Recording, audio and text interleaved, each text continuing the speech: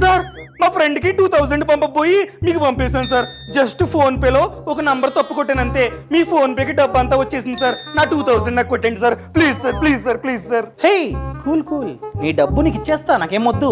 ఆగు. ఫోన్ పేలో 2000 వచ్చాయి, అదే నంబర్కి పంపేస్తూ ఉన్నా, ఓకేనా? సార్ వద్దు సార్, చాలా సార్లు ఫోన్ పేలో డబ్బు స్టక్ అయిపోద్ది. నా ఫ్రెండ్ కి డబ్బు అర్జెంట్ సార్. ప్లీజ్ సార్, ఒక లింక్ పంపుతాను, ఆ లింక్ ని క్లిక్ చేసి పంపేయండి. సర్లే పంపు. లింక్ వచ్చింది, నేను స్పీకర్ ఆన్ చేస్తూ ఉన్నా, ఓకేనా?